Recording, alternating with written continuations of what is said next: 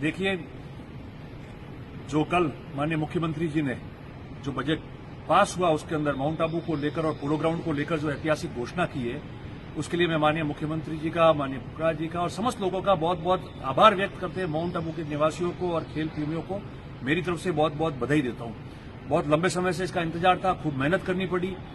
इसके लिए काफी प्रयास करने पड़े क्योंकि राशि बहुत ज्यादा थी। काम तो 1 करोड़ में भी हो सकता था, मगर जिस स्तर का राष्ट्रीय स्तर के और राज्य स्तर के यहाँ मैच हो और आम व्यक्ति और पर्यटक आबू का इसका लाभ ले सके, सीनियर सिटीजन उसको घूमने में लाभ ले सके, विभिन्न खेल के आयोजन हो सके, उसके लिए जो राशि चाहिए थी उसके लिए कड़ी मेहनत करनी पड़ती है, आना है, जाना पड़ता है। और मैं समझता हूं कि कुछ दिन पहले हम मुख्यमंत्री जी को मिले और ये बात वापस रखी और आज इसकी घोषणा की।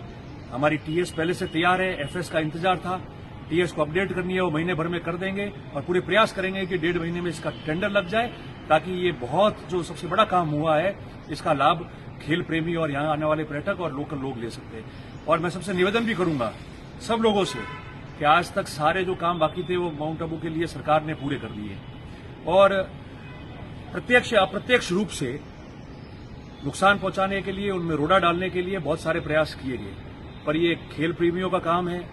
ये आम यहाँ की जनता के लिए है, पर्यटकों के लिए। मैं ऐसी आशा रखता हूं कि इसमें कम से कम जो है इस शहर को और खेल प्रेमियों को वो लोग बख्शेंगे, क्योंकि देखिए सरकार ने सब कुछ यहाँ दे दिया, कुछ बाकी नहीं रखा है, कोई काम पेंडिंग नहीं है। मगर जिनकी फितरत में होता है वो ये सब करते जाते हैं और सब्र की भी सीमाएं होती है। मैं समझता हूं कि सब लोग जो है वो इस जनहित के काम में मिलकर काम करना चाहिए, नुकसान नहीं पहुंचाए, रोड़ा नहीं अटकाए। देखिए सब अपना अपना काम करते हैं, मगर इस मिट्टी से जिसको लगा होगा, यहाँ की सुख सुविधा जिन लोगों को प्राप्त होनी चाहिए आम जन को, उसके लिए जिसकी पीड़ा होगी, वो व्यक्ति कभी नहीं बोलेंगे, वो मेहनत करते जाएंगे और अपना काम करते जाएंगे। और मैं समझता हूं कि जो लोग रोडे डालते हैं उनको भी समझना, क्योंकि हमने ऐसा कभी नहीं कहा कि भाई आज भी 15-15 रूम के कृषि भूमि पर रिजॉर्ट बन रहे हैं, क्यों बन रहे हैं, ऐसा कभी नहीं कहा। 3री मंजिल में गड़बड़ है फिर भी टोकन लेके रेस्टोरेंट बना रहे हैं, ये कभी नहीं कहा। रिसेप्शन अवैध बन गया, कर्मचारी कह रहे हैं, फिर भी उसका कुछ नहीं हो रहा, हम कभी नहीं कह रहे। जो भवन जिस उपयोग में आता था वो अचानक होटल में परिवर्तित हो गया, अटैच बाथरूम के सहित हो गया और उसको नुकसान पहुंचाया, वो कभी नहीं कहते, क्योंकि हमारे फितरत में नहीं है। हम चाहते हैं कि आबू का काम हो, अच्छी तरह से काम हो। और खैर उन लोगों से क्या आशा रखेंगे जो अपने माँ बापों को जेल भेज देते हैं, जो परिवारों को झगड़ा देते हैं, जो शहर में आपस में तनाव पैदा करते हैं, लोगों को दिग्भ्रमित करते हैं ताकि उनका काम चलता रहे। बहुत ज्यादा दिन तक ये सब नहीं चलेगा,